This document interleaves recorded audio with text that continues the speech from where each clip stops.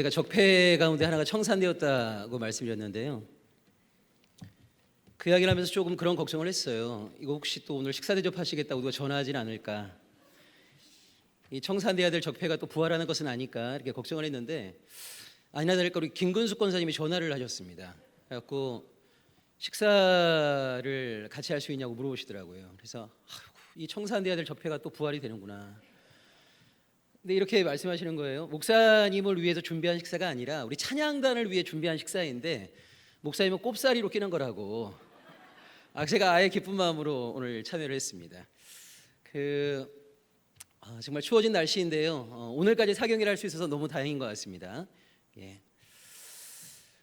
제가 첫날에는 그런 말씀을 드렸습니다. 이 땅에는 세 가지의 복음이 있다. 로마의 복음이 있고 예수의 복음이 있고 세상의 복음이 있다. 예수의 복음을 믿는 사람을 우리는 신앙인이라고 말씀드렸고요. 어제는 그 제자도의 핵심에 대한 이야기를 하면서 그 하나님을 이용하는 어린아이 신앙이 아니라 하나님의 뜻을 헤아리고 하나님께 존재를 다해 순종하는 신앙의 어른이 되자, 이런 말씀을 드렸고요. 오늘 마지막으로 세상의 판단 또 사람의 판단과 우리 하나님의 판단이 얼마나 다를 수 있는지 그 이야기를 좀 함께 나누고자 합니다. 요즘 한국교회가 이 모양 저 모양으로 참 병들어 있음이 많이 드러나고 있는데요. 이 한국교회 안에 정말 청산돼야 될, 이 한국교회가 극복해야 될 중요한 과제를 하나 꼽아라 그러면 이 한국교회는 하나님의 말씀보다 이 이원론이 여전히 지배하고 있습니다. 이 이원론은 어디에 기반을 두고 있습니까? 헬레니즘에 기반을 두고 있습니다. 그러니까 이 헬레니즘의 이원론이 하나님의 말씀인 성경보다 이 한국교회에 훨씬 더 강력하게 지배를 하고 있어요. 여러분, 이 헬레니즘의 이원론이라고 하는 것은 아주 단순합니다. 이 성스러운 게 있고요, 그 다음에 속스러운 게 있는 겁니다. 영의 일이 있고 육의 일이 있습니다. 신의 일이 있고 사람의 일이 있다고 모든 것들을 두 개로 나눠보는 게 바로 헬레니즘의 이원론입니다. 자, 이 이원론의 근거에 보면 성전은 거룩한 하나님의 집입니다. 성전을 제외한 모든 공간은요, 속스러운 세상의 공간이에요.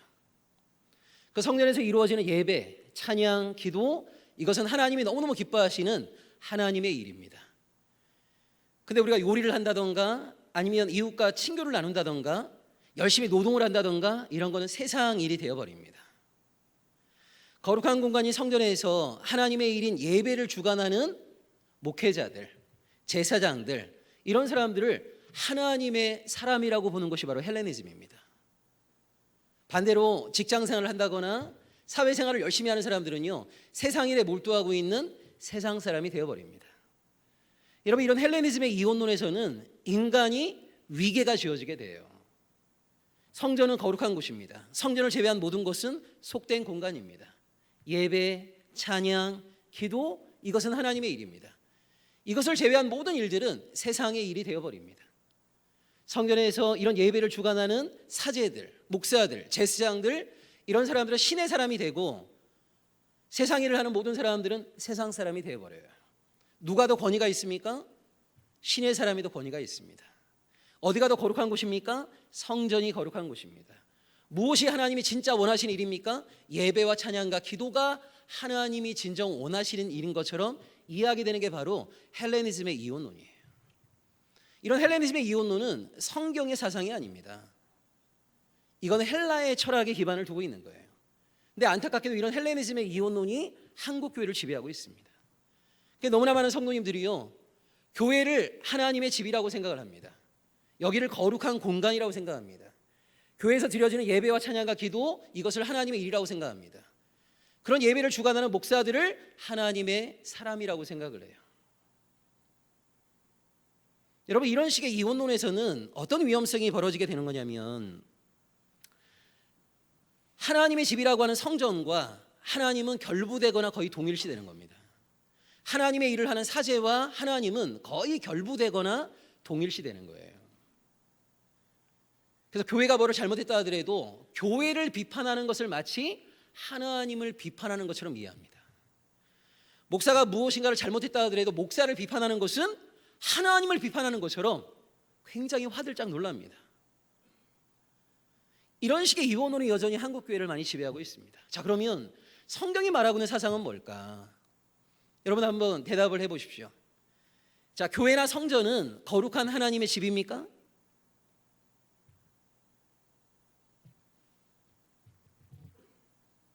묵비권 행사하시는 거예요?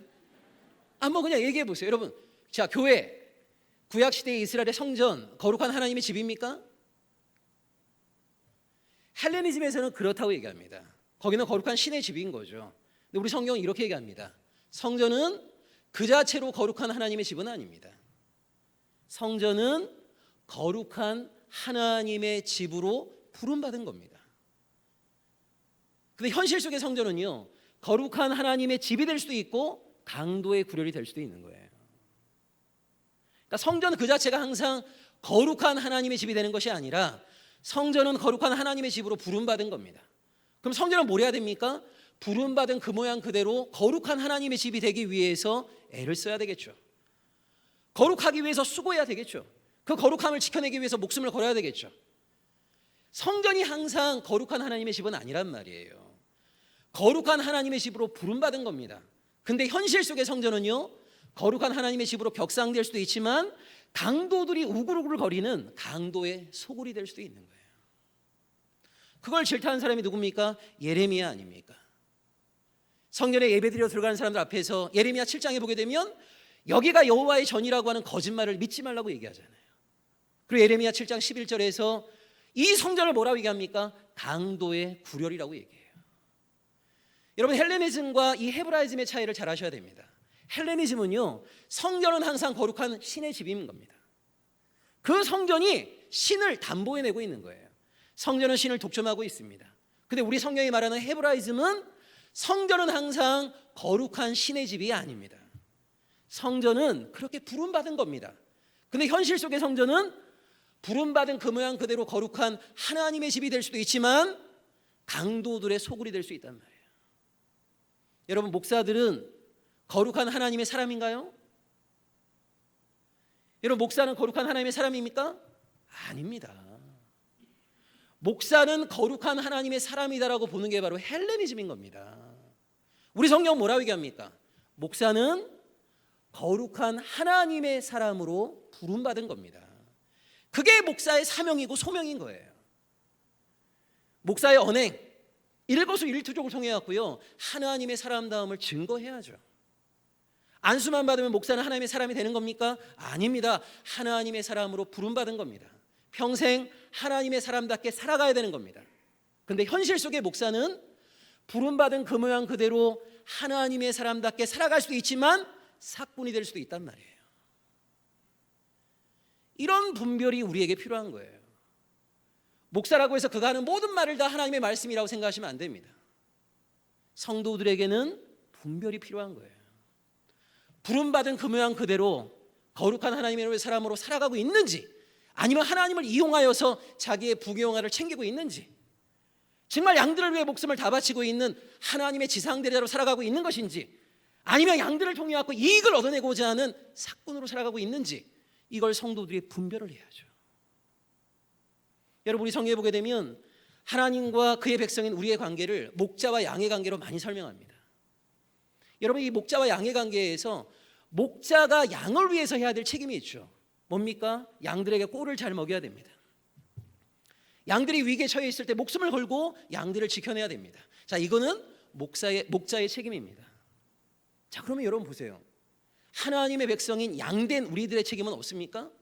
우리들의 책임이 있어요. 요한복음 10장 4절에 보면 하나님의 양들의 중요한 책임이 뭐냐면 목자 대신 하나님의 음성을 분별할 수 있어야 된다는 거예요. 양은 목자의 음성을 알아야만 됩니다. 여러분, 예를 들자면 제가 누렁이라는 양이라고 생각해 보세요. 자, 누군가가 나를 부릅니다. 누렁아, 막 이렇게 불러요.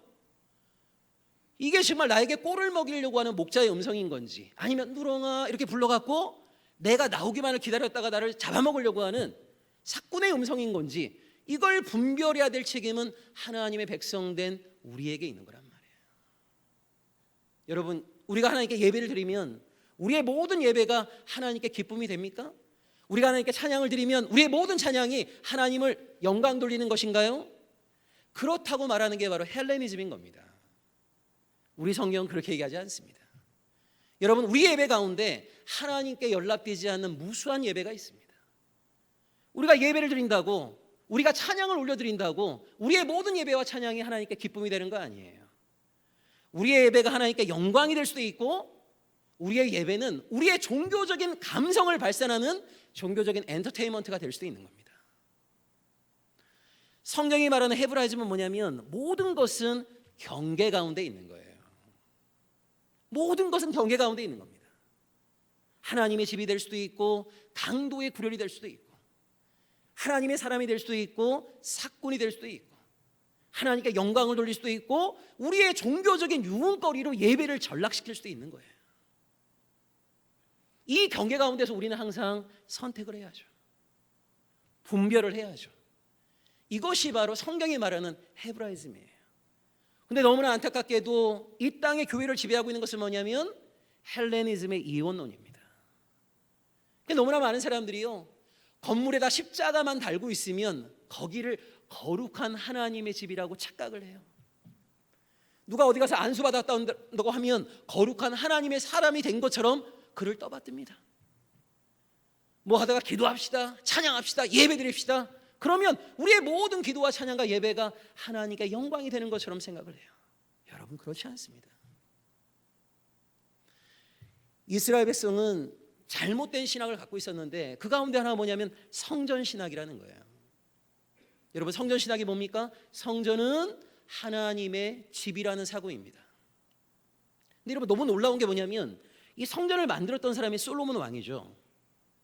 여러분, 솔로몬이 성전을 만들고 나서 성전을 봉헌할 때 하나님께 올려드렸던 기도문이 있습니다. 그게 바로 열왕기상 8장입니다. 그 기도문에 이런 내용이 나옵니다. 8장 27절에 내가 지은 이 건물에 하나님을 모실 수 없다고 얘기해요. 그래서 뭐라고까지 얘기하냐면 하늘과 하늘들의 하늘이라도 하나님을 모실 수 없는데 하물며 내가 지은 이 건물 안에 하나님 모실 수 없다는 거예요. 솔로몬은 정확히 알고 있었습니다.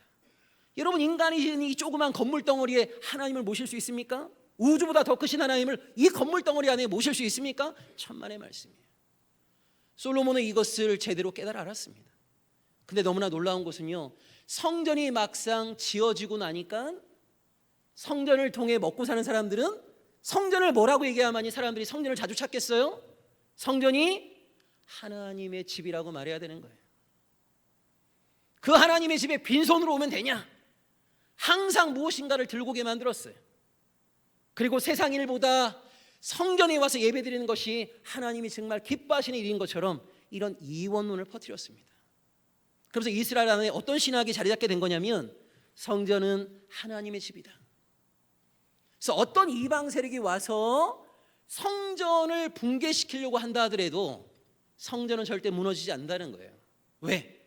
성전은 하나님의 집이시니까 하나님이 친히 성전을 보호하신다고 생각했어요. 이스라엘 백성들은 어떤 착각을 한 거냐면 성전의 무너짐을 하나님의 무너짐이라고 생각했습니다. 여러분, 성전이 무너진다고 하나님이 무너지는 겁니까? 천만의 말씀. 근데 이스라엘 백성들은 성전과 하나님을 결부시켰단 말이에요. 여러분, 오늘 이 땅에 타락한 교회가 무너지는 게 하나님의 무너짐하고 무슨 상관이 있습니까? 그런데 여전히 너무나 많은 한국의 신앙인들은 교회를 하나님의 집이라고 생각을 해요. 목사를 하나님의 사람이라고 생각을 해요. 예배는 하나님의 일이라고 생각을 해요. 그래서 여러분, 신학교 가보면 가끔 이런 분들이 있습니다. 나이가 지긋하셔갖고요, 늦은 나이에 신학교에 입학하십니다. 그럴 수 있죠. 근데 이분들 가운데 이렇게 말씀하시는 분들이 가끔 있어요. 내가 여태까지 세상 일하다가 이제 하나님의 일을 하기 위해서 이 늦은 나이에 신학교에 입학했다. 이건 여러분 성경적으로 굉장히 잘못된 말입니다. 아니, 그러면 그동안 그분이 인생의 여정 가운데 그 걸어오셨던 모든 인생의 길은 하나님과 아무 상관없는 일이었습니까? 천만의 말씀이에요. 신학교 가서 목사가 돼야만이 하나님의 일을 할 수 있는 겁니까? 예배를 인도하고 찬양을 인도하고 기도를 인도하는 것만이 하나님의 일입니까? 천만의 말씀이에요. 어머니가 가족들을 위해서 맛있게 음식을 준비하는 것은 하나님의 일이 아닙니까? 이웃들과 좋은 관계를 유지하는 것은 하나님의 일이 아닙니까? 이 땅에서 성실하게 땀 흘려 노동하면서 생활을 유지하는 것은 하나님의 일이 아닙니까? 하나님의 일이에요. 이 하나님과 이 하나님의 일 사이에 차이가 있습니까? 위계가 있습니까? 천만의 말씀이에요. 도리어 우리 하나님은 일상의 예배를 너무너무 중시하십니다. 근데 여러분, 헬레니즘의 이원론은요, 일상의 그런 삶보다는 성전에 오는 것이 더 거룩한 것처럼 말이에요. 가족을 위해 정성스럽게 요리를 준비하는 것보다 시간 날 때마다 교회에 와서 예배드리고 교회에서 봉사하고 이런 일들이 마치 하나님이 더 원하시는 일인 것처럼 말을 해요. 천만의 말씀입니다. 여러분, 우리 하나님이 시간 날 때마다 우리가 교회에 와서 예배드리기를 원하실까요? 천만의 말씀이에요. 여러분, 근데 왜 우리가 예배를 드립니까? 왜 우리가 함께 모여서 예배를 드리고 찬양을 하죠? 세상 속에 나가 하나님의 백성답게 힘있게 살아가기 위해서인 거예요. 오늘 한국교회의 가장 치열한 문제가 뭡니까? 교회 안에만 보게 되면요, 신앙 좋은 사람들이 너무 많습니다. 여러분, 교회 안에 보게 되면요, 세상을 뒤집어 엎을 것 같은 신앙의 위인들이 교회들마다 바글바글 거려요. 근데 이 대단한 신앙인들이 세상만 나가면 신앙인답지 않아요. 여러분, 이 땅에 신앙인들이 많아진다고 해서 한국 경제가 좋아지지는 않습니다. 여러분, 신앙인들 많아진다고 해서 GDP가 높아집니까? 천만의 말씀이에요. 근데 여러분, 정말 신앙인들이 많아지게 되면 대한민국 사회의 전체적인 정직량은 높아져야 되겠죠. 진짜 신앙인들 많아지게 되면 대한민국 사회의 총 자비량은 높아져야 되겠죠. 총 진실량, 총 거룩량은 높아져야 되겠죠. 근데 보세요, 이 땅에 이렇게 많은 신앙인들이 있지만 이 신앙인들 때문에 대한민국 사회가 더 진실해졌습니까? 이 신앙인들 때문에 대한민국 사회가 더 거룩해졌습니까? 천만의 말씀이에요. 왜 이런 일이 벌어지는 겁니까? 이원론이 지배하기 때문에 그런 거예요. 여러분, 이 이원론적인 사고는 성경의 사상이 아닙니다. 여러분, 성전은 항상 하나님을 모시는 곳이 아니에요. 여러분, 에스겔 8장부터 11장을 보십시오. 타락하고 부패한 성전에 대해서 여호와의 영광이 떠나시잖아요. 여러분, 성전에 항상 하나님의 영광이 있습니까? 성전에 항상 하나님을 모실 수 있습니까? 천만의 말씀이에요. 성전이 타락하고 부패했을 때 여호와의 영광은 성전을 떠났습니다. 여러분, 여호와의 영광이 떠난 성전은 아무리 거대하고 화려하다 하더라도 그것은 건물 덩어리일 뿐이에요. 교회를 교회되게 하는 것은 뭡니까? 성전을 성전되게 만드는 것은 뭡니까? 크기인가요? 화려함인가요? 천만의 말씀이요. 하나님에 대한 경외, 말씀에 대한 사모, 하나님에 대한 순종이 성전을 성전되게 만드는 거예요.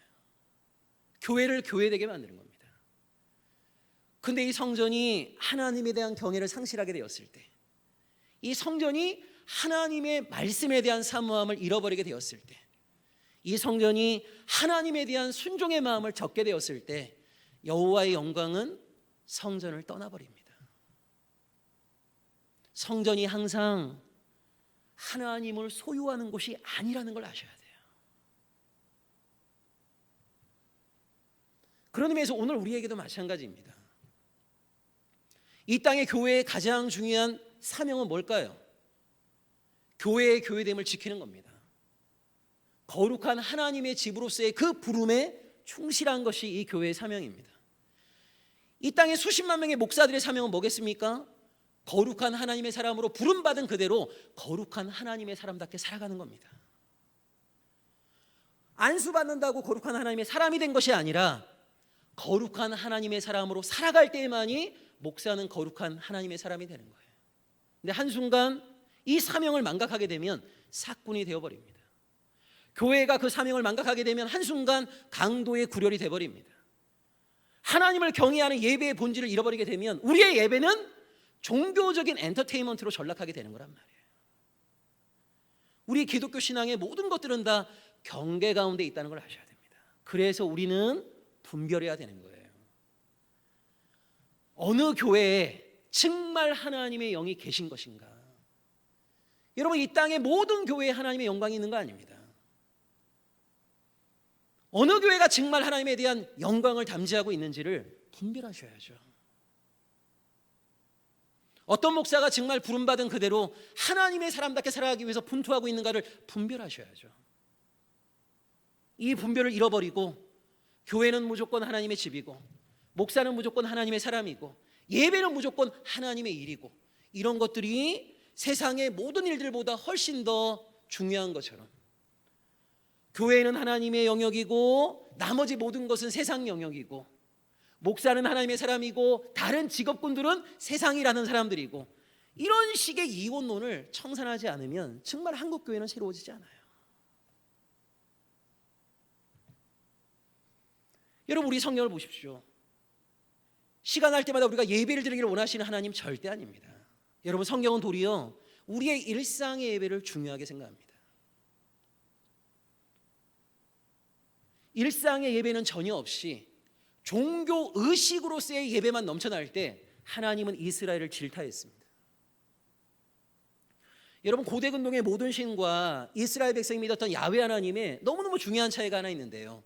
그 차이가 뭐냐면 우리 하나님은 아무리 우리가 기가 막힌 제물을 들고 와서 아무리 화려한 예배를 하나님께 드린다 하더라도 일상 속에서의 하나님과의 동행이 없다면, 일상 속에서의 하나님에 대한 순종이 없다면 우리의 그 화려한 예배, 멋진 제물들 받지 않으십니다. 우리의 예배가 하나님께 연락되기 위해서라도 너무너무 중요한 게 뭐냐면 일상 속에서의 하나님과의 동행이에요. 일상 속에서의 하나님에 대한 순종이 필요한 거예요.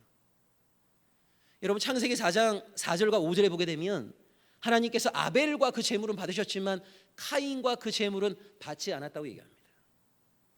여러분, 보통 한국의 크리스찬들은요, 왜 아벨의 제물은 받았지만 카인의 제물을 받지 않았을까? 이 제물에다가 시선을 고정하거든요. 근데 여러분, 성경을 자세히 보시게 되면 제물 앞에 뭐가 나오냐면 그 제물을 들고 온 사람이 먼저 나옵니다. 자, 하나님이 무엇을 연락하신 겁니까? 아벨과 그 제물을 연락하신 거예요. 하나님은 무엇을 연락하지 않은 겁니까? 카인과 그 제물을 연락하지 않은 겁니다.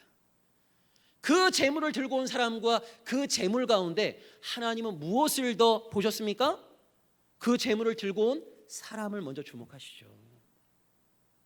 아벨의 제물이 연락될 수 있었던 이유는 뭐냐면 그 제물을 들고 온 아벨의 삶이 하나님께 연락되었기 때문이에요. 왜 카인의 제물은 하나님께 연락되지 않았습니까? 그 제물을 들고 온 카인의 삶이 하나님께 연락되지 않았기 때문이에요. 우리가 아무리 멋진 제물을 들고 온다 하더라도 우리의 일상의 예배가 없다면 하나님은 우리의 예배를 연락하지 않으십니다. 마태복음 5장 23절과 24절에 보면 너희가 하나님께 예물을 드리다가도 누구에게 원망 들을 만한 일이 있는 줄 생각이 나거든. 예배를 드리는 과정이라 하더라도 예배 중단하고 그 사람에게 가서 용서를 구하고 나서 그리고 하나님께 와서 예배 드리라고 하잖아요. 일상 속에서 내가 사람들과의 샬롬이 없는 가운데 나로 인해서 누군가가 피눈물을 흘리게 만들면서 와서 하나님 사랑해요, 이런 예배를 하나님 받으실까요? 받지 않습니다. 나 때문에 누군가는 여전히 울고 있는데, 나 때문에 누군가는 피해를 입고 있는데, 사람과의 관계에서 그런 샬롬이 깨져 있는데, 공평과 정의가 깨져 있는데, 그거 아무것도 아닌 일인 것처럼 하나님 앞에 깨끗한 옷 입고 와서 경건하게 예배드린다 한들 우리의 예배가 하나님께 연락될까요? 천만의 말씀이에요. 일상의 순종과 예배가 없이 종교 의식으로서의 우리의 예배, 하나님께 연락되지 않습니다.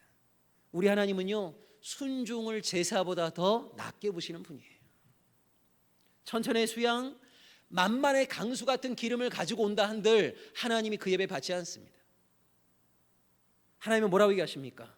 공의를 행하고 인자를 사랑하고 일상의 삶 속에 겸손히 하나님과 동행하기를 더 원하신단 말이에요. 근데 이 한국 교회는 이원론이 지배하고 있습니다. 왜요? 일상의 예배가 진짜 부담스럽거든요. 여러분, 일상의 예배라는 말은 말은 멋지죠. 말은 얼마나 좋아요. 근데 여러분, 일상 예배를 드리려면 참 쉽지 않습니다. 늘 깨어 있어야죠. 때로는 손해를 봐야죠. 정직하고 진실하고 거룩하게 살아가려면 보통 힘든 게 아니에요. 그러니까 차라리 우리도 뭐가 좋은 거냐면 6일 동안은 우리 마음껏 살다가 6일 동안은 세상과 동행하며 살다가 그냥 일요일날 한번 와서 한두 시간 하나님께 예배 잘 드리면 6일간의 우리의 모든 죄가 용서함 받는 이런 이원론적인 신앙이 사실 우리에게도 좋은 거예요. 왜 여러분 한국교회가 이 이원론 신앙이 탈피가 안 되냐면, 첫째, 일단 목회자들에게는 이원론적인 내용을 강조하는 게 본인들에게 유리합니다. 여러분, 그렇지 않겠어요?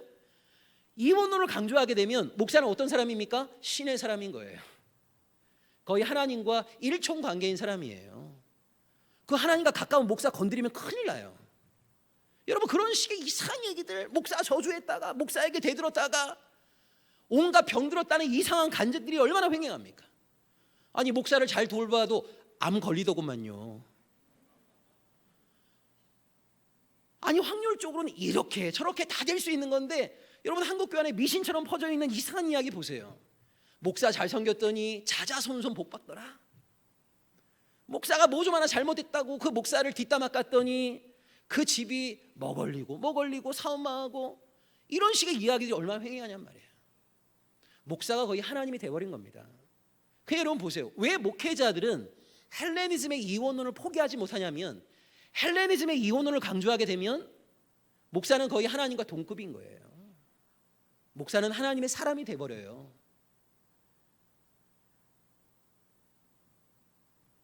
그러니까 목회자들은 이런 이원론을 강조할 수밖에 없어요.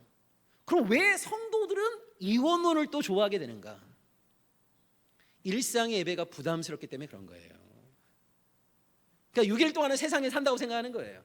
여러분, 그 세상에 살 때 사실은 하나님의 백성다움을 드러내야 되는 겁니다. 일상에서 구현되지 않는 신앙은 죽은 신앙입니다. 교회당에서만 살아있는 신앙은 죽은 신앙인 거죠. 우리 하나님은 뜻이 하늘에서 이루어진 것처럼 우리가 살아가는 구체적인 일상에서 하나님의 뜻이 이루어지기를 원하신단 말이에요. 그런데 이런 일상 예배는 정말 부담스러워요. 매 순간 깨어 있어야 되고 손해를 감수해야 되고, 그러니까 일반 성도들도요, 이원론적인 신앙의 주장이 좋은 거예요. 6일간 어떻게 살건 간에 주일날 하나님의 집인 교회에 와서 하나님이 가장 원하시는 예배를 드리게 되면 6일간의 모든 죄가 용서함 받는 것처럼 말해주는 이런 이원론의 유혹을 성도들도 뿌리치지를 못하는 거죠. 여러분, 구약의 예언서를 보면 참 예언자와 거짓 예언자로 나뉘어집니다. 어떤 사람이 참 예언자입니까? 자기를 예언자로 부르신 하나님의 말씀을 가감없이 선포하는 자가 참 예언자입니다.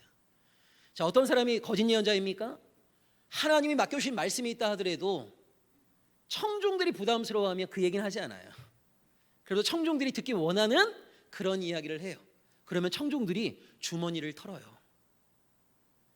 자기들이 듣기 원하는 이야기를 해주게 되면 주머니에 손을 집어넣고 돈을 제공해 준단 말이에요. 그래서 어떤 사람이 거짓 예언자냐면 소비자 중심의 사역을 하는 사람들, 청중 중심의 사역을 하는 사람들이 바로 거짓 예언자들입니다. 자, 근데 참 재미있는 게 뭐냐면요, 참 예언자와 거짓 예언자가 어떤 현실을 바라볼 때 공통적인 부분이 하나 있어요. 여러분, 예를 들자면 지금 한국 교회에 굉장히 문제 있다고 일컬어지는 목사들하고 저 같은 목사하고 어떤 공통점이 있을까요? 거짓 예언자와 참 예언자들은요, 이런 공통점이 있어요. 현실에 대한 진단은 똑같습니다. 자, 어떤 진단이 똑같습니까?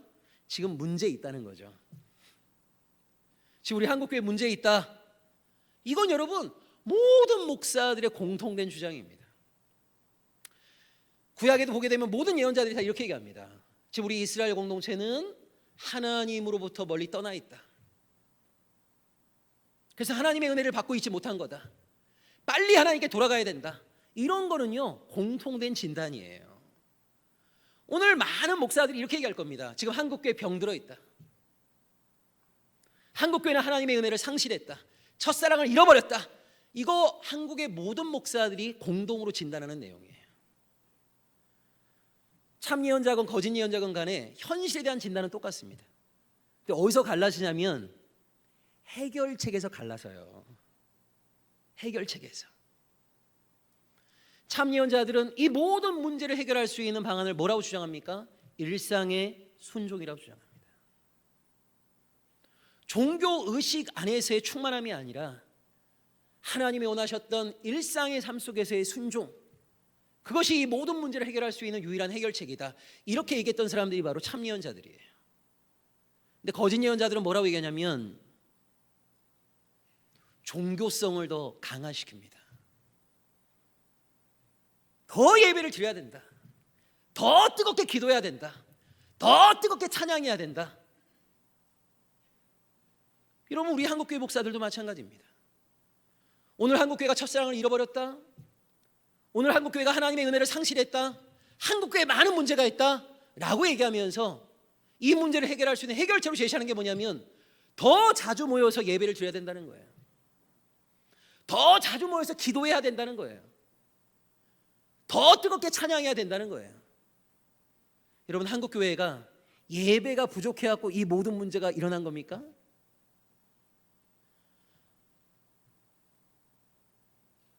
이 말이 여러분 완전히 틀린 말은 아니에요. 왜? 예배가 부족한 건 맞아요. 어떤 예배가 부족한 거예요? 일상의 예배가 부족한 거죠. 근데 묵도로 시작해서 축도로 끝나는 예배는 사실은 과유불급인 거예요. 적어서가 문제가 아니라 너무 과도하게 많아서가 문제인 거예요. 그런 종교 의식으로서의 예배가 부족해갖고 이런 문제가 벌어진 게 아니란 말이에요. 종교 의식으로서의 예배, 종교 의식으로서의 기도와 찬양은 사실은 넘쳐나고 있습니다. 지나칠 만큼 넘쳐나고 있는 거죠. 그런데 이 넘쳐나는 것이 일상의 예배로 이어지지 못하는 게 문제인 거예요. 일상의 순종이 너무너무 부재한 게 문제인 거예요. 근데 거짓 예언자들은 현실 진단까지는 동일한데 항상 해결책이 뭐냐면 종교성을 더 강화시킵니다. 그 종교성을 강화시킴을 통해 갖고 자기 권력을 더 강화시키려고 하는 거죠. 여러분, 사실 목사들이 일상의 예배를 강조하는 것은요, 목사의 권위에서는 하나도 유익하지 않아요. 여러분, 그렇지 않겠어요? 예를 들자면 이런 사람이 좋은 신앙인입니다. 예배 안 빠지고 기도 많이 하고 성경 많이 읽고 전도 많이 하고 교회 봉사 많이 하고 이런 사람이 좋은 신앙입니다 라고 얘기하게 되면 항상 좋은 신앙인 1등은 누굴까요? 담임 목사예요. 여러분, 우리 한국교회 안에 퍼져 있는 그런 식의 생각도 보잖아요. 좋은 신앙인과 그렇지 않은 사람들, 여러분 어떤 사람을 좋은 신앙이라고 생각합니까? 예배 안 빠지고 기도 열심히 하고 성경 많이 읽고 교회 봉사 많이 하고 그런 사람들을 좋은 신앙인이라고 얘기하잖아요. 이게 도대체 어디서 나온 기준입니까? 성경이 이렇게 말하나요? 천만의 말씀이에요.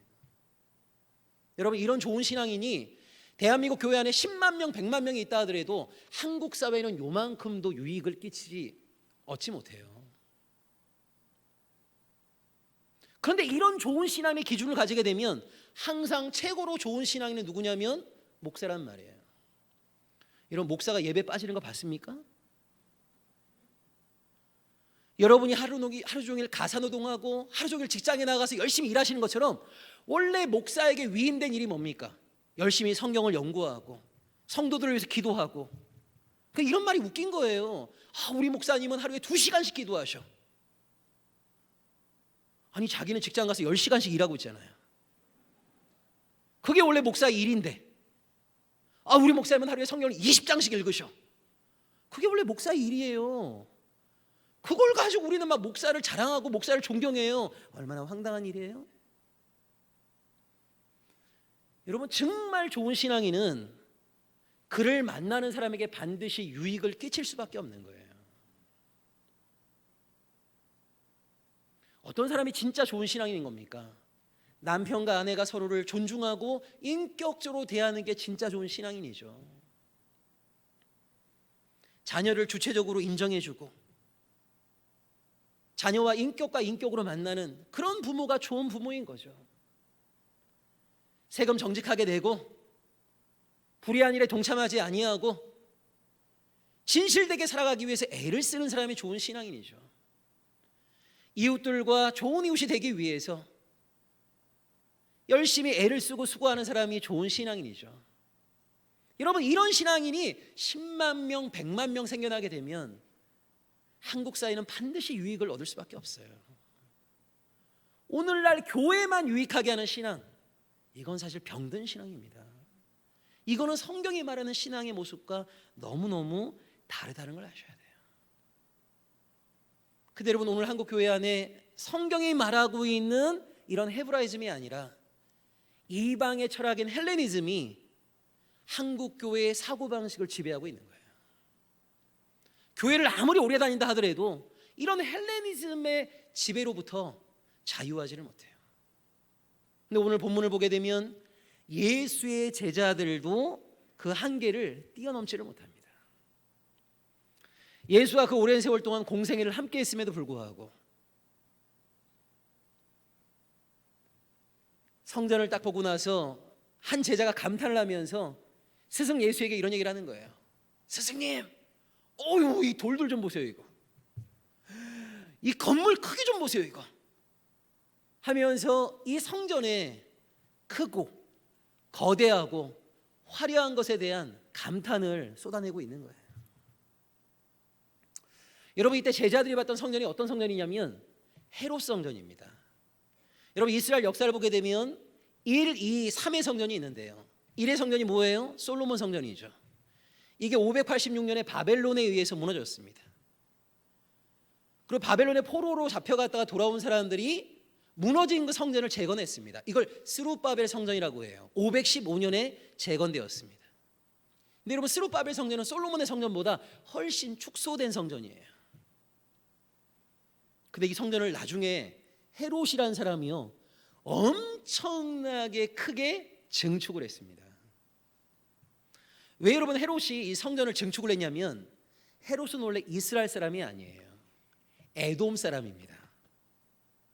근데 주전 2세기 말에 이스라엘 땅 안에 살고 있던 에돔 사람들을 이스라엘이 힘으로 강제 개종을 시켰어요. 그러니까 졸지에 이스라엘 땅에 살고 있던 에돔 사람들이 이스라엘 사람이 돼버린 겁니다. 그리고 몇십 년 지나지 않았고요, 이 헤롯 집안 가문이 로마 황제에게 뇌물을 바쳐갖고 이스라엘을 다스릴 수 있는 권력을 갖게 된 겁니다. 그러니까 참 역설적이죠. 이스라엘이 강제로 에돔 사람들을 이스라엘 사람 만들었는데 불과 몇십 년 지나지 않았고 그 에돔의 후손 가운데 하나였던 헤롯 집안이 로마 황제에게 뇌물을 바쳐갖고 이스라엘을 다스릴 수 있는 권력을 얻게 된 거예요. 그래서 그때부터 이스라엘은 헤롯 집안의 지배를 받게 된 겁니다. 근데 이스라엘 사람들이 헤롯의 통치를 좋아할 리가 없죠. 에돔 사람인데. 헤롯도 그것을 잘 알았던 거예요. 그래서 자기에 대해서 우호적이지 않은 이스라엘 사람들에게 우호적인 감정을 만들어내기 위해서 성전을 증축하게 된 겁니다.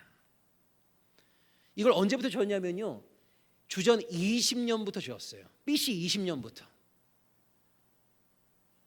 그리고 9년 반 만에 본 건물이 완성이 되었고요, 성전 전체 건물이 완성된 것은 언제냐면 AD 63년입니다. 그러니까 83년 동안 성전 지은 겁니다. 그러니까 예수님 공생애 할 때에도 이 성전은 짓고 있는 중이었어요.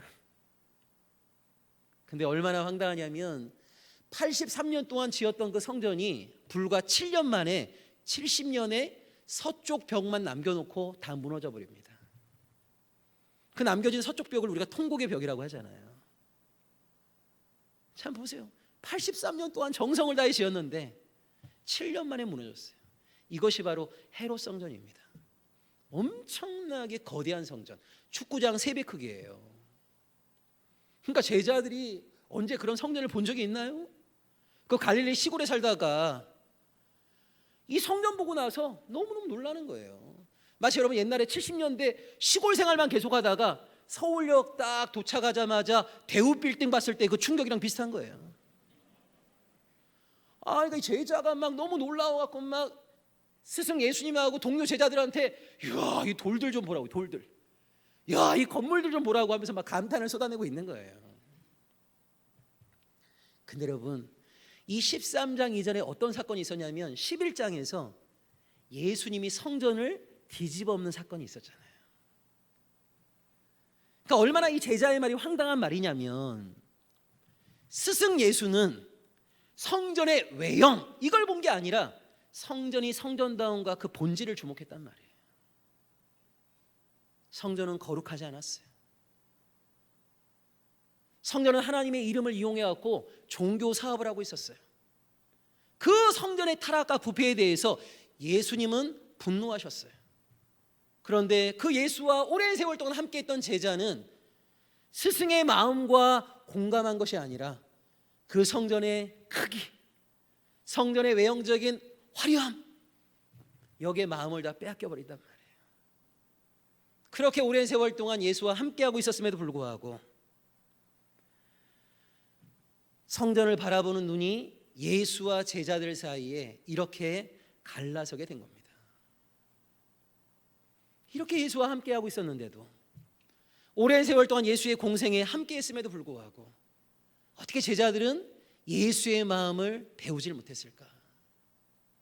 그 예수의 시각을 배우지를 못했을까? 여러분, 그 당시 성전이 어떤 곳이었는가를 제가 몇 가지 설명을 좀 드릴게요. 원래 여러분, 성전에는 대제사장이라는 사람이 있는데 원래 토라의 근거에 보면 아론의 후손들이 그 대제사장직을 승계하게 되어 있습니다. 이게 주전 2세기부터 다 깨집니다. 주전 2세기부터는요 이스라엘을 식민 지배하는 제국의 왕에게 뇌물 많이 갖다 바친 놈이 대제사장이 되었습니다. 그러니까 내가 아론의 후손이 아니라 하더라도요 그 이방의 왕에게 막 뇌물 100억 갖다 바치면 대제사장이 되는 거예요. 근데 여러분 한번 생각해 보세요. 뇌물을 엄청나게 갖다 바쳐갖고 대제사장은 되었는데 임기가 보장되어 있지 않아요. 언제 잘릴지 몰라요. 실제 그런 일이 있었어요. 어떤 놈이 50억 갖다 바쳐갖고 대제사장이 됐는데 불과 6개월 만에 누군가가 70억 갖다 바친 거예요. 그래서 이 사람을 또 대제사장으로 임명해 버렸어요. 그럼 졸지에 잘리는 겁니다.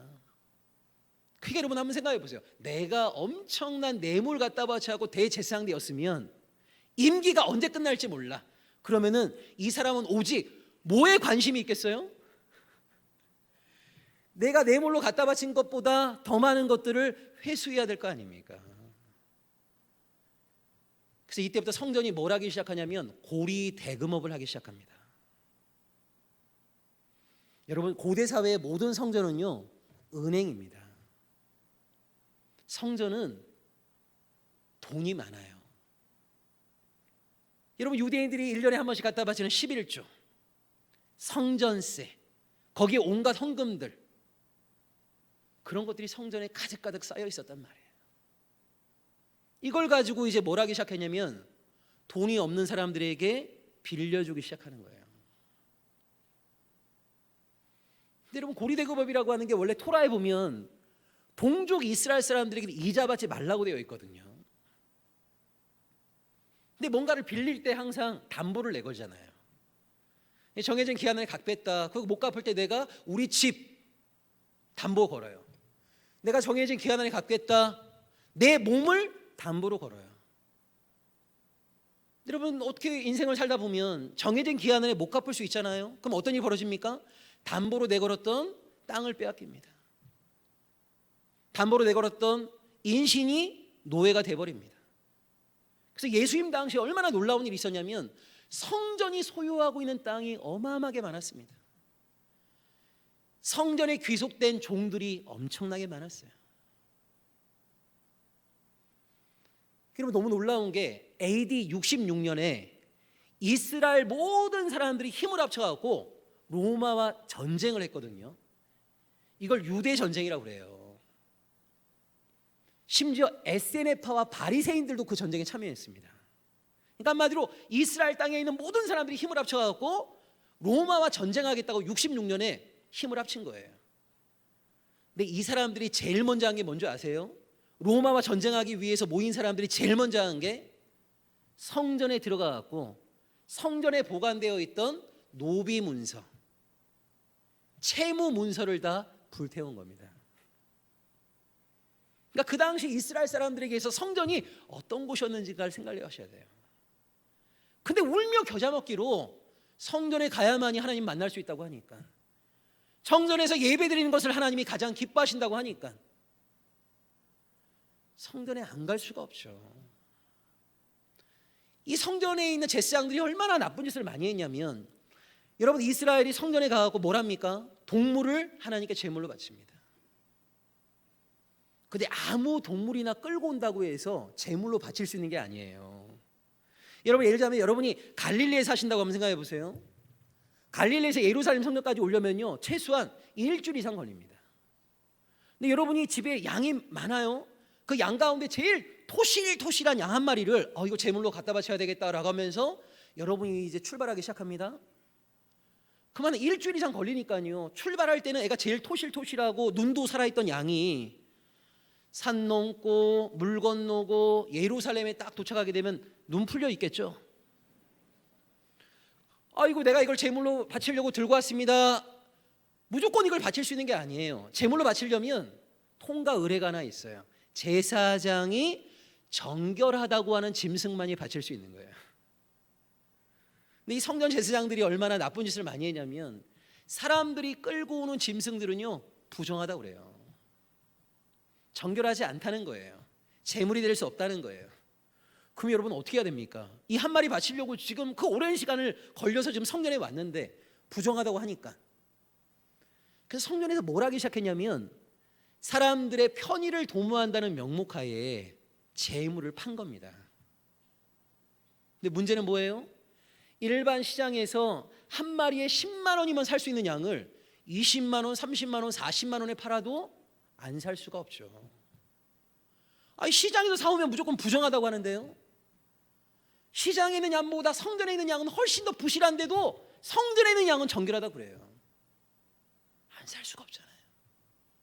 그러니까 얼마나 그 당시에 왜 예수님이 채찍을 휘두르면서 이 성전을 강도의 구렬이라고 했는지를 우리가 기억해야 된단 말이에요. 예수님은 성전이, 거룩한 하나님의 집이 되어야 될 성전이 강도의 구렬이 된 것 때문에 분노하셨어요. 탄식하셨어요. 마음 아파하셨단 말이에요. 성전의 성전됨, 성전의 정체성과 본질이 완전히 파괴된 거예요. 근데 예수님은 성전이 성전의 정체성을 상실한 것 때문에 마음 아파하고 있는데, 제자들은 뭐 하고 있는 겁니까? 그 외형적인 화려함에 마음 뺏겨버린 거예요. 예수와 그 오랜 세월을 함께 했음에도 불구하고 예수의 마음을 배우지는 못했고, 예수의 판단을 배우지는 못했고, 인식이 안 바뀌었어요. 세계관이 안 바뀌었어요. 사고방식이 안 바뀌었습니다. 이게 제자들만의 모습일까요? 아닙니다. 신앙생활을 그렇게 오래 한 신앙인들 중에도 말씀으로, 하나님의 뜻으로 생각이 뒤바꿔진 사람이 참 많지가 않습니다. 교회는 수십 년을 다녔지만 여전히 가치관과 세계관과 물질관과 사람을 대하는 자세에 있어갖고 예수를 믿지 않는 세상 사람들과 동일한 사람들, 인식의 전환이 없는 사람들, 사고의 전환이 없는 사람들이 한국 교회 안에 정말 많습니다.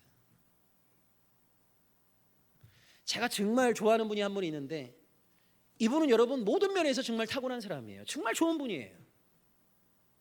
근데 이분이 좋은 대학을 나오셨거든요. 세계 최고의 대학 가서 박사학위까지 받아오신 분이에요. 근데 이분은 어떤 사람을 딱 만나게 되면 제일 먼저 묻는 게 이런 거예요. 당사자에게 직접 못 묻고 저한테 묻죠. 저 사람 어디 대학 나왔어? 이렇게 물어요. 나머지는 너무너무 좋으신 분인데, 정말 탁월한 분인데, 근데 이분이 학벌이 좋아서 그런지 몰라도 항상 그의 인격, 그의 사람의 됨됨이, 이런 걸 가지고 여러분 사람을 판단할 수도 있는 거잖아요. 근데 항상 학벌을 묻는단 말이에요. 우리가 신앙생활을 그렇게 오래 했음에도 불구하고요, 말씀으로 우리의 인식이 바뀌어지지 않는 것 가운데 하나가 뭐냐면 이런 거예요. 우리의 욕심, 우리의 욕망을 자꾸만 신앙의 이름으로 합리화시키려고 그래요. 그런 것 가운데 하나가 뭐냐면 세상적인 성공을 통해서 하나님께 영광을 돌리자는 거예요. 여러분, 과연 이게 성경적으로 올바른 주장입니까? 여러분, 우리가 좋은 대학에 우리 자녀가 입학하게 되면 그게 하나님께 영광이 됩니까? 우리가 좋은 기업에 입사하게 되면 그게 하나님께 영광이 됩니까? 신앙인이 이 땅에 국회의원 많이 되고 장관이 많이 되고 심지어 장로가 대통령이 되면 그게 하나님께 영광이 됩니까? 우리가 세상적으로 승리하는 것과 세상적으로 승승장구하고 잘 나가는 게 그 자체로 하나님께 영광이 되는 일이란 말이에요. 여러분, 진짜 봉천동에 있는 모 교회는요, 수능 딱 끝나고 나면 그 가운데 어떤 애가 서울대학을 입학했다. 주일 오후 예배를 그렇게 드립니다. 서울대 입학 감사 예배. 그럼 도대체 그러면 재수 삼수하는 애들은 뭐 하라는 거래요 도대체?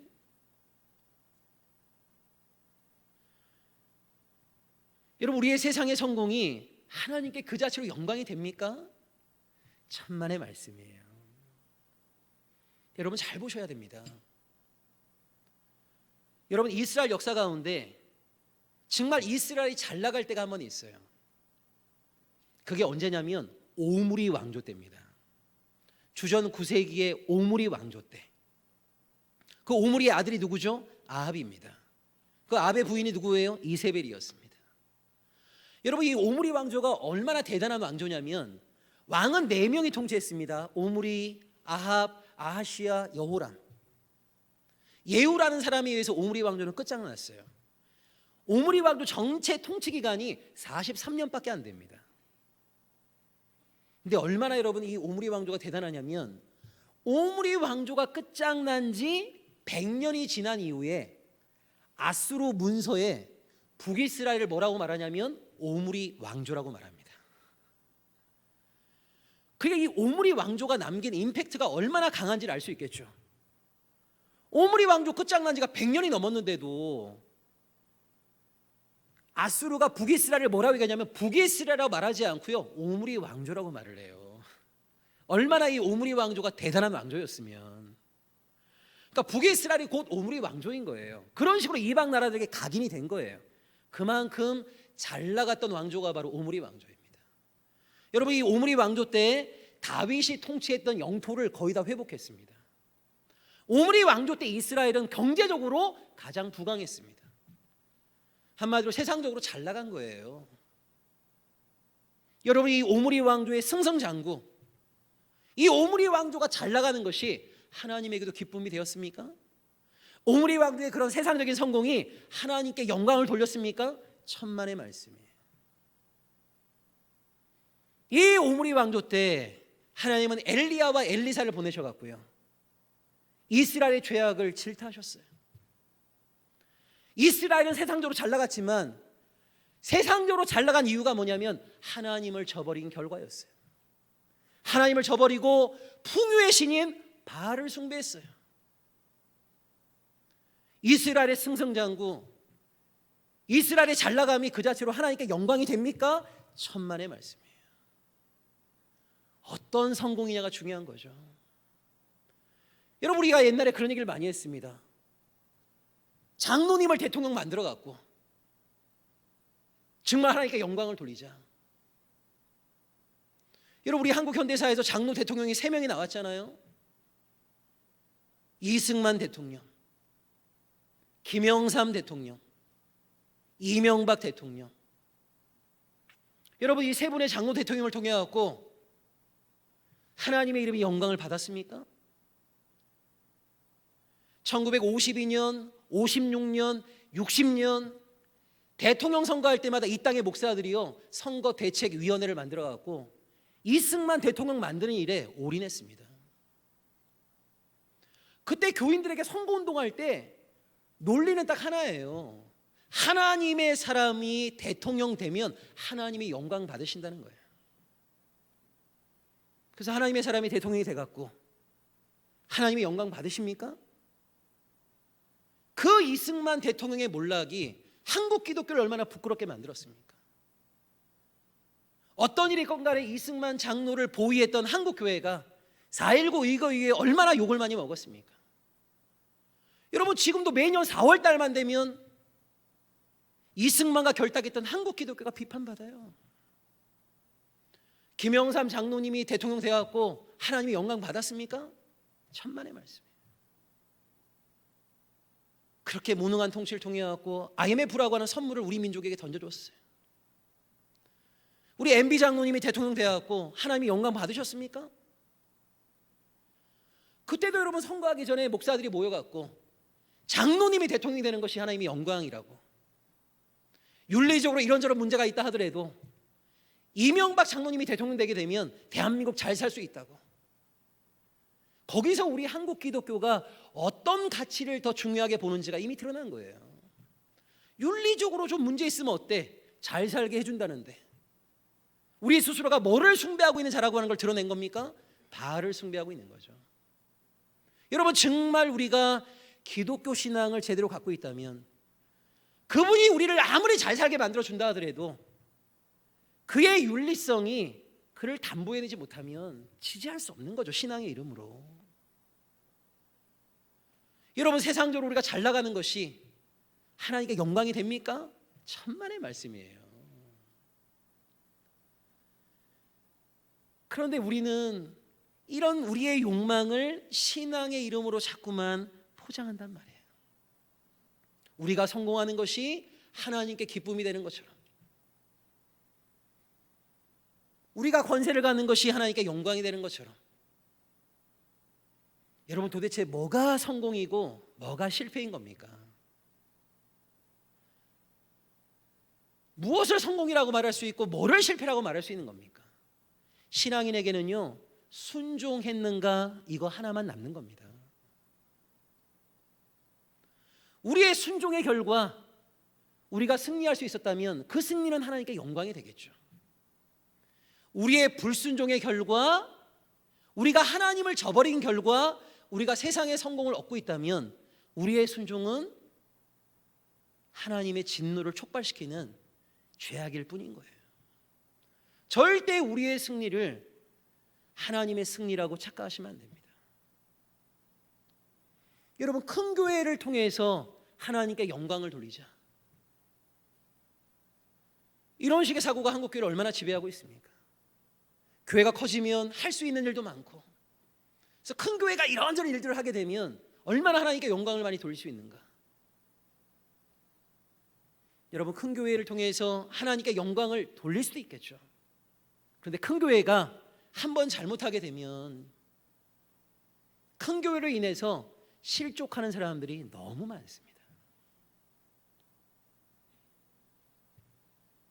여러분, 제가 2000년 가을날 지하철 5호선을 타고 가다가요, 정말 이런 사건을 경험했어요. 그때 제가 목동에 있는 어떤 교회에 제가 교육 목사로 있을 때였는데 주일날 아침에 지하철을 탔거든요. 여러분, 그 이른 아침이니까 대부분의 사람들이 이렇게 졸고 있었어요. 몇 명 되지도 않았습니다. 근데 그 이른 아침, 주일 아침에 지하철 노방전도를 하는 여자분이 계시더라고요. 한 40대 후반 정도의 여자분이셨는데, 근데 여러분, 보통 지하철 노방전도하면 어떻게 해요? 그 가운데 통로를 지나가시면서 본인이 선포하고자 하는 메시지를 선포하는 거 아닙니까? 근데 이분은요, 열심히 특심이셔갖고요, 그냥 메시지만 선포하고 가는 게 아니라 졸고 있는 사람들과 일일이 맨투맨 전도를 하신 거예요. 그때 그 칸에서 저만 눈을 뜨고 있었거든요. 다 사람들이 졸고 있었고. 근데 이분이 전도를 어떻게 하시냐면 졸고 있는 사람 가까이 가갖고요, 무릎을 탁 쳐요. 그럼 사람이 졸다가 누가 탁 치니까 깜짝 놀라고 눈을 딱 뜰 거 아니에요?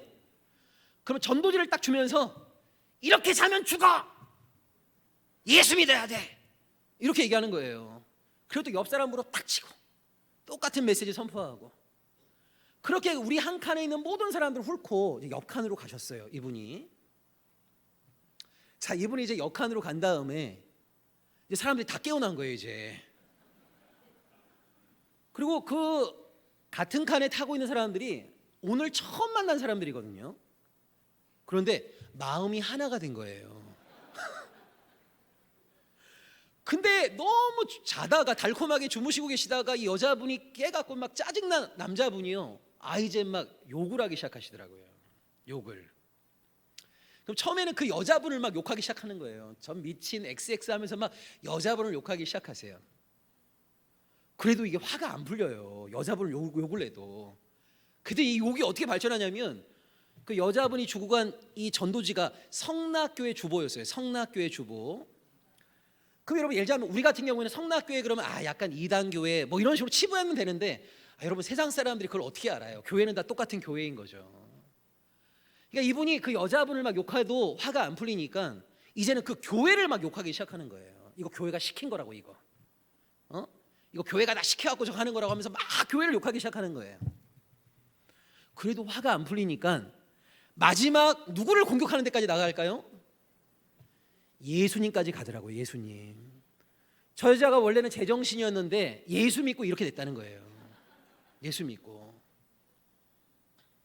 제가 그 남자분의 이야기를 딱 듣고 나서요, 제가 정말 충격했다 이렇게 휩싸였어요. 뭐가 충격적이었냐면, 여러분 그 여자분이 독감도 안 걸리고 1년 내내 건강하시게 되면 어떤 일이 벌어지겠어요? 그래서 그 건강한 몸을 가지고 1년 내내 지하철에서 그렇게 전도한다고 하면 상상해 보세요. 한 1년에 한 10,000명 정도 만날 수 있을 거예요, 아마. 근데 여러분 진짜 성령의 역사는 너무 희한해 갖고요, 이 여자분을 만났던 10,000명 가운데 한두 명은 진짜 그 여자분의 전도받고 나서 교회 갈 수 있습니다, 진짜. 이걸 우리가 또 부인할 수는 없는 거예요. 한국 교회는 여태까지 이걸 주목한 거예요. 이걸. 그래갖고 여자분의 전도를 받고 나서 그 다음 주에 어떤 분이 성락교회 갔다고 생각해 보세요. 그럼 요즘은 여러분 기가 막혀갖고요, 아무리 대형교회라 하더라도 누가 처음 온 사람인지를 교육자들은 다 압니다. 그럼 처음 사람한테 뭐 물어보겠죠. 어떻게 오시게 되었어요? 막 하다 보면 지하철에서 어떤 여자분 전도받아서 왔어요. 이렇게 알아보면 우리 김 집사님이 전도하셨구나. 이게 이제 담임 목사님 귀에 올라가요. 그럼 담임 목사님이 또 가만히 있습니까? 설교 시간이나 광고 시간에 또 이렇게 말씀하십니다. 우리 김 집사님 몸도 안 좋으신데, 꼭 몸이 안 좋아요. 몸도 안 좋으신데 눈이 오나 비가 오나 1년 내내 사람들의 조롱과 멸시를 받아면서까지 지하철에서 주의 복음 증거하시다가 천하보다 귀한 한 영혼을 인도하셨다고. 박수! 목사님들이 이런 얘기를 왜 합니까? 여러분도 제발 좀 분발하시라는 거 아니에요? 자, 이게 여러분 여태까지 일반적인 한국교회 메커니즘인 거예요. 맞죠? 천하보다 귀한 한 영혼을 주님 앞으로 인도했으니 얼마나 대단한 일을 하신 겁니까? 근데 우리 한국교회가 여태까지 이런 전도의 실적만 주목한 거예요. 실적. 천하보다 귀한 영혼을 몇 명 전도했는가?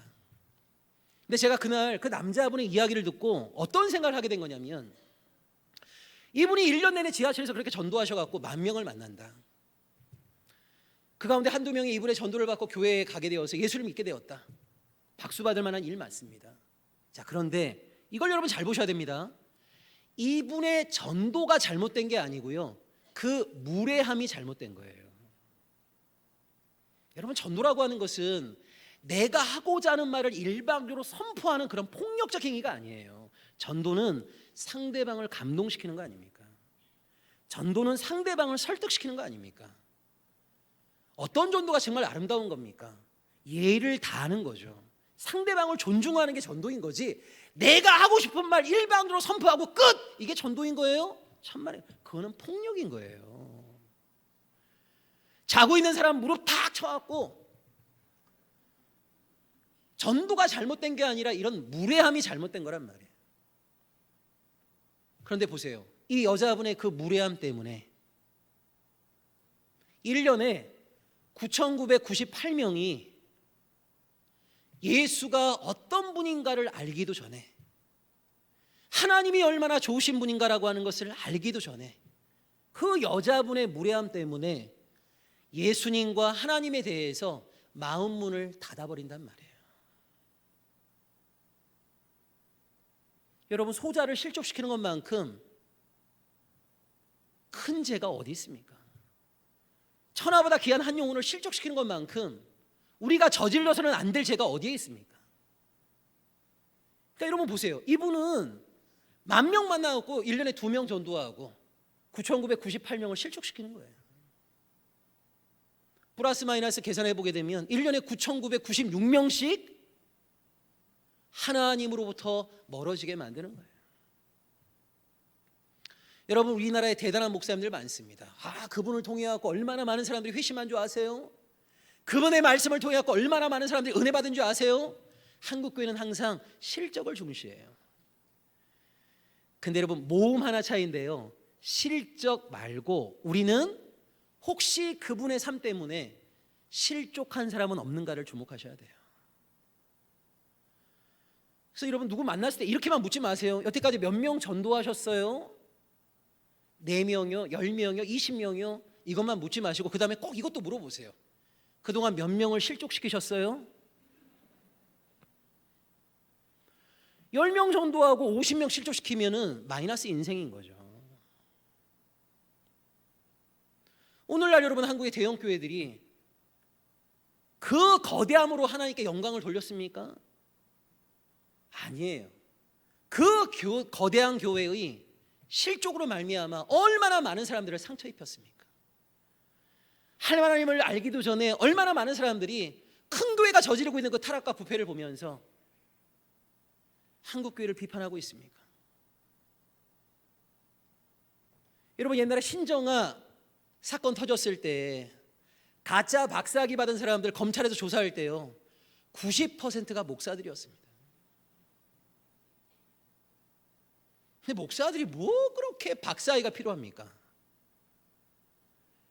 근데 교인들이 그걸 좋아하거든요. 교인들이 그런데 꿈뻑 죽어요. 서울대 나왔다, 미국 가서 박사학위 받아왔다, 꿈뻑 죽어요. 왜? 한국 교인들은 말씀으로 변화되지 않았어요. 여전히 세속의 가치로 똘똘 뭉쳐 있어요. 그래서 교회에서 후임 목사 정할 때도 미국에서 꼭 데려오려고 그래요. 박사학위 받은 사람 데려오려고 그래요. 이런 식의 세속의 가치로부터 우리가 출애굽하지 못한 거예요. 제가 대학 때 정말 충격적인 사건을 한번 경험한 적이 있습니다. 신학교가 여러분 굉장히 보수적이잖아요. 그리고 대부분 신학생들이 보면 이 사회에 대한 관심이 별로 없어요. 사회에 대한 관심이 있는 사람은 정말 소수예요, 소수. 근데 제 친구 가운데 한 명이 정말 애가 눈도 흐리멍텅하고 한국 사회에 대한 관심도 없고 그냥 아주 꼴통 근본주의를 붙잡고 있었던 친구가 하나 있었는데, 얘가 어느 날 갑자기 역사 세미나 시간에 함께 하더라고요. 우리끼리 이렇게 몇 사람이 모여서 역사 세미나를 공부했는데 이 사람이 와갖고 역사 세미나에 이제 동참을 하게 된 거예요. 근데 여러분, 얼마나 놀라운 일이 벌어지냐면 한 2-3시간 한국의 역사를 같이 공부한 겁니다. 근데요, 그 다음 날부터 눈에 막 힘이 들어가 있어요. 그리고 역사를 딱 공부하더니 그렇게 영어 공부 열심히 하던 애가 이건 제국의 언어야, 영어책 덮어버리더라고요. 그렇게 팝송 좋아하던 애가 이건 제국주의의 음악이야 하면서 팝송 안 들어요. 그래서 민족 고유의 음악 깽가리 치기 시작하는 거예요. 자판기에서 늘 커피 뽑아 먹다가 이건 제국의 음료라고 하면서 율무차를 누르더라고요. 여러분, 보통 대학에서 이런 사람들을 뭐라 불렀냐면 막스의 세례를 받았다 이렇게 얘기했어요. 그러니까 아무 생각 없던 애가 어느 날 갑자기 막 막스의 자본론 공부하면 막 눈빛부터 달라져요. 눈빛만 달라집니까? 인식이 달라져요. 세상을 바라보는 눈이 달라져요. 눈만 달라집니까? 삶의 실천도 굉장히 많이 변화됩니다. 이런 사람들을 보통 막스의 세례를 받았다 이렇게 얘기했거든요. 근데 제가 그걸 보면서 어떤 고민을 하게 됐냐면, 막스의 세례는 불과 두세 시간만 공부를 해도 사람의 눈빛을 바꿔내고, 좋아하던 음악을 바꿔내고, 즐겨 먹던 음료를 바꿔내고, 인식을 바꿔내고, 삶을 변화시켜내는데 어떻게 예수의 세례는 이렇게 무력한가? 어떻게 막스의 세례보다 예수의 세례가 이렇게 무력한가? 이제는 예수와 무관했던 모든 삶을 청산하고 이제는 예수와 손맛 잡는 인생을 살아가겠다고 세례를 받는 건데, 그 세례를 받고 수십 년을 교회를 다녀도 생각이 안 바뀌고, 사고가 안 바뀌고, 삶의 실천이 안 바뀌고, 사람을 평가하는 기준도 그대로, 선택의 기준도 그대로, 인생의 꿈과 지향도 그대로, 어떻게 이렇게 예수의 세례는 이렇게 무력한가?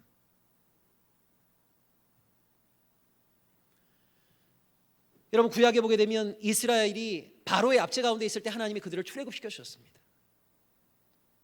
출애굽을 통해서 이스라엘은 구원을 받은 거죠. 자, 그런데 여러분, 출애굽은요 두 가지가 다 완성돼야 되는 거예요. 첫째는 뭐냐면 몸이 출애굽해야 됩니다. 애굽을 탈출할 수 있어야 되는 거예요. 애굽은 어떤 곳입니까? 하나님을 대적하는 자들이 지배하는 곳이 애굽입니다.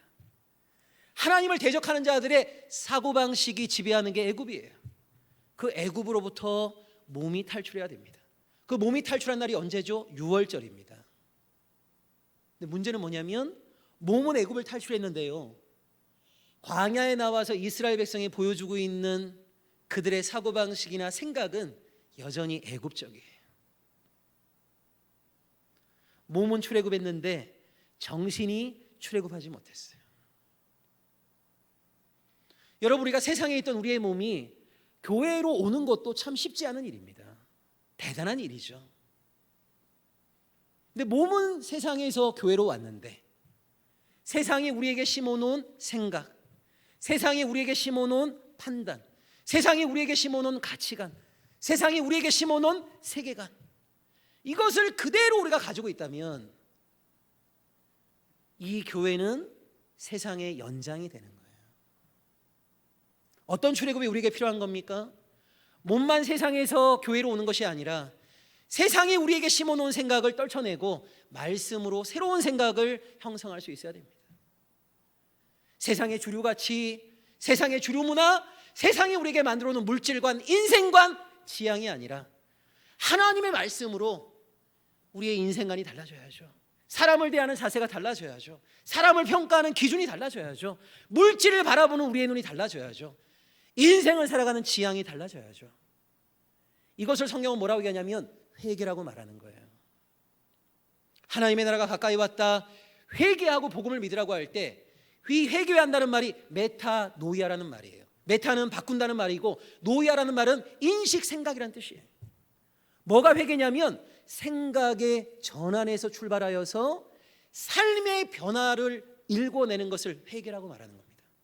회개는 어디서 출발하는 겁니까? 생각의 변화에서 출발하는 거예요. 세상이 우리에게 심어놓은 생각을 떨쳐내고 하나님의 말씀으로 우리의 생각을 변화시켜내는 것이 바로 회개의 출발입니다. 그걸 사도 바울은 로마서 12장 2절에서 뭐라고 얘기했냐면 너희는 이 세대를 본받지 말고 마음을 새롭게 함으로. 여러분, 이 마음이라고 하는 게 뭐냐면 생각을 새롭게 한다는 말이에요. 인식을 새롭게 한다는 말이에요. 그게 바로 성경이 말하는 회개입니다. 세상에 우리에게 심어놓은 모든 사고들을 내어 던지고 하나님의 말씀으로 우리의 생각을 새롭게 형성해야 되는 거죠. 그렇게 했던 대표적인 인물이 누구냐면 사도 바울입니다. 여러분, 빌립보서 3장에 보면 사도 바울이 이렇게 얘기합니다. 내가 육체적으로 자랑할 만한 것들이 많이 있다. 여러분, 바울이 얼마나 엄친아예요. 로마 시민권도 갖고 있었죠. 가말리엘 문화에서 율법을 공부했죠. 베냐민 지파이죠. 자랑할 거리가 얼마나 많은 사람인지 몰라요. 그런데 다메섹 도상에서 예수를 만나고 나서, 회심하고 나서 바울에게는 자랑의 내용이 달라졌어요. 인생의 가치의 우선순위가 바뀌었어요. 이제는 뭐가 가장 귀하다 그럽니까? 그리스도 예수를 아는 것이 가장 귀하다고 그러잖아요. 예수를 아는 것, 예수와 하나 되는 것, 예수 안에 거하는 것이 이제 바울에게는 가장 중요한 것이 되어버렸어요.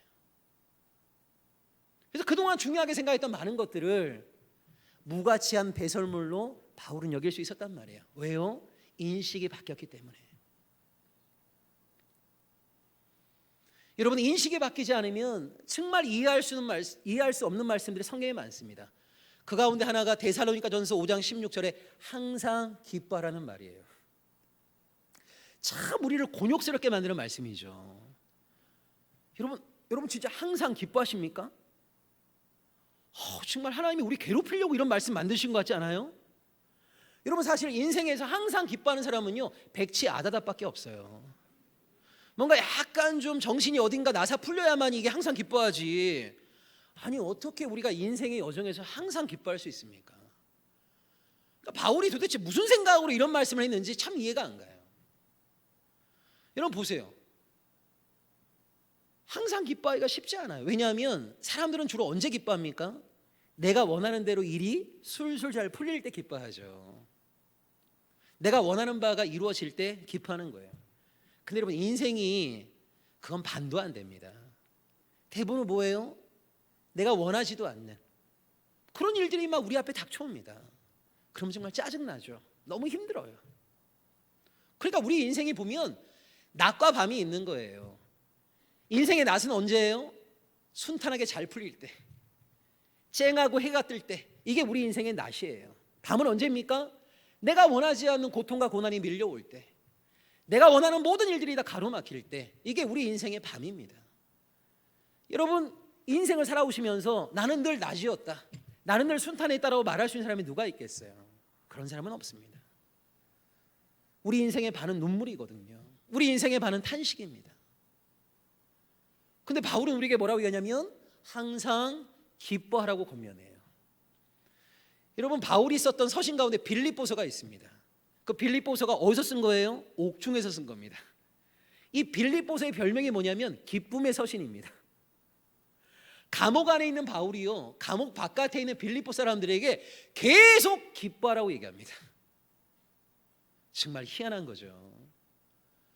아니, 감옥 밖에 있는 사람들이 더 기쁠 것 같지 않아요? 근데 감옥 안에 있는 바울이 내가 기뻐하는 것처럼 너희도 기뻐하라고 얘기해요. 도대체 바울은 감옥 안에 있으면서도 어떻게 기뻐할 수 있었을까? 어떻게 바울이 말하는 것처럼 우리는 항상 기뻐할 수 있을까? 여러분, 이게 가능하려면 기쁨의 조건이 바뀌어야 됩니다. 기쁨의 이유가 바뀌어야 됩니다. 여전히 내가 원하는 바대로 일이 술술 풀릴 때만 기뻐할 수 있다면 항상 기뻐하는 것은 불가능한 거예요. 근데 어떻게 바울은 항상 기뻐할 수 있었냐면 기쁨의 조건과 기쁨의 이유가 바뀌었기 때문이에요. 이제 바울에게는 뭐가 기쁨입니까? 로마 시민권이라고 하는 게 기쁨입니까? 학벌이 좋다라고 하는 게 기쁨입니까? 아닙니다.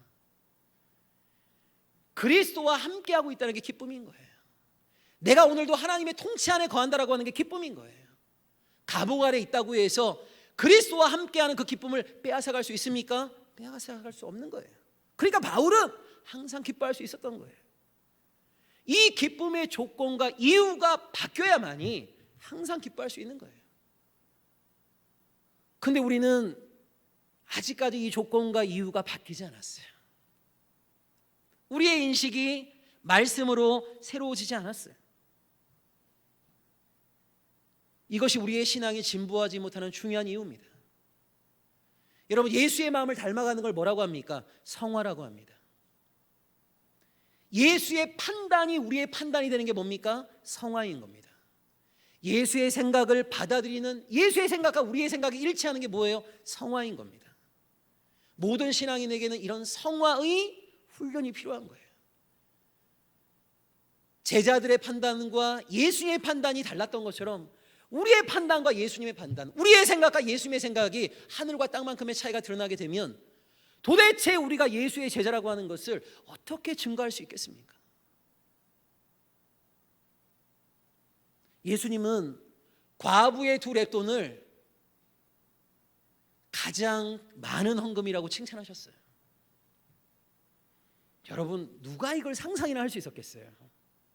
두 렙돈은 우리나라 돈으로 하면 1,000원밖에 안 되는 겁니다. 1,000원. 참 예수님 고약한 취미가 있어요. 그 헌금함 앞에서 계속 몇 시간 동안 쳐다봤잖아요. 이렇게 몇 시간 동안 쳐다보시고 나서 이렇게 평가를 내리신 거예요. 두 렙돈을 바쳤던 과부가 가장 많은 헌금을 하나님께 드렸다. 이렇게 우리의 판단과 다릅니다. 여러분, 우리는 누가 헌금을 가장 많이 했나 뭐를 봅니까? 액수를 보죠. 총액을 보죠. 예수는 뭐를 보는 겁니까? 그 헌금의 총액, 액수가 아니라 그 헌금을 바친 사람의 삶 속에서 그의 헌금을 보는 거예요. 그의 진심 속에서 그의 헌금을 보는 거예요. 그래서 많은 사람들이 봤을 때는 가장 적은 헌금을 드린 과부의 두 렙돈을 예수님은 가장 크고 많은 헌금이라고 평가하십니다.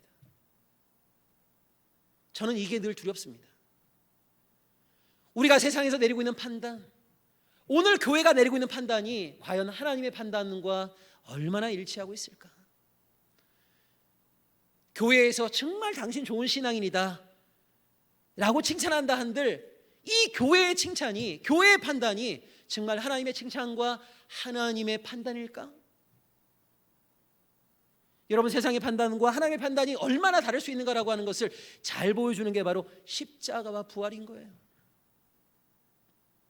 예수님에 대해서 이 땅에 정치 권력 진 사람들과 종교 권력을 소유한 사람들이 힘을 합쳐갖고 마지막 내렸던 판단이 뭡니까? 십자가입니다. 예수에 대한 이 세상의 마지막 판단, 너 같은 인간은 죽어야 된다. 그 세상의 판단을 뒤집어 엎은 하나님의 판단이 뭐죠? 부활입니다. 예수와 같은 자는 다시 살아야 되는 거예요. 세상의 판단과 하나님의 판단은 이렇게 다릅니다. 여러분, 지금 우리가 성경을 보면 이사야, 예레미야, 에스겔, 이 위대한 예언자들 우리는 다 알고 있습니다. 정말 대단한 예언자들이죠.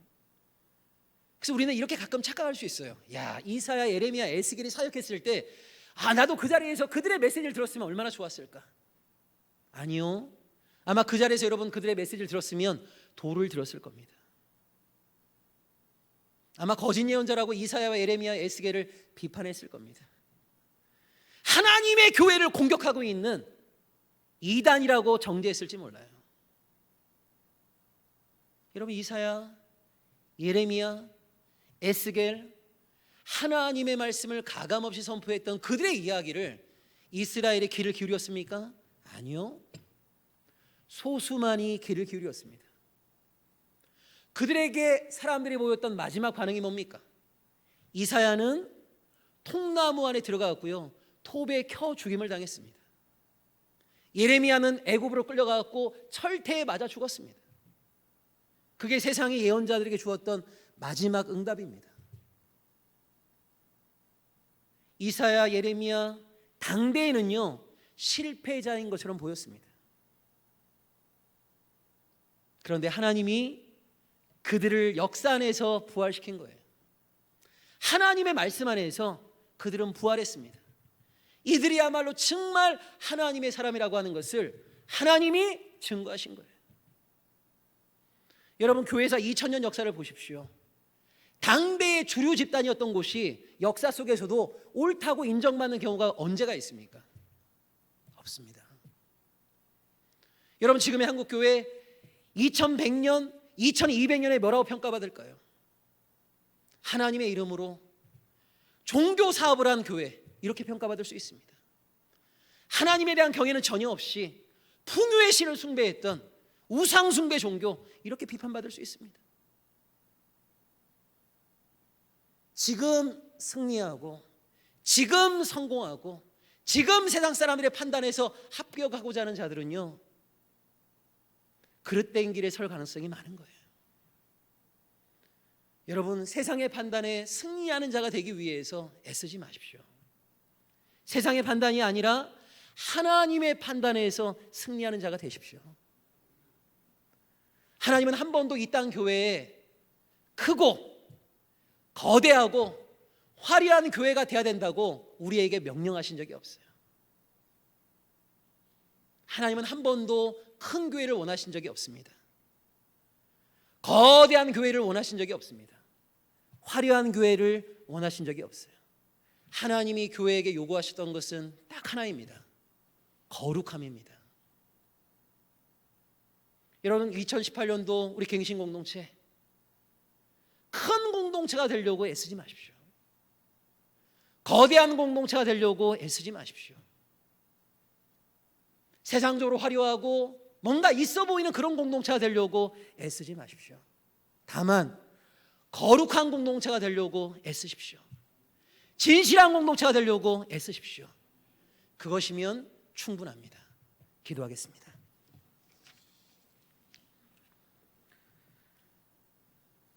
하나님, 새롭게 허락되는 2008년 이 시간, 세상의 판단과 세상의 가치에 지배받는 자가 아니라 오직 하나님의 말씀, 하나님의 뜻 따라 우리의 생각과 삶이 새로워지기를 원하는 이 자리에는 모든 주의 백성들을 긍휼히 여겨주시고 우리의 생각과 우리의 삶을 날마다 변화시켜 주시기를 간절히 원합니다.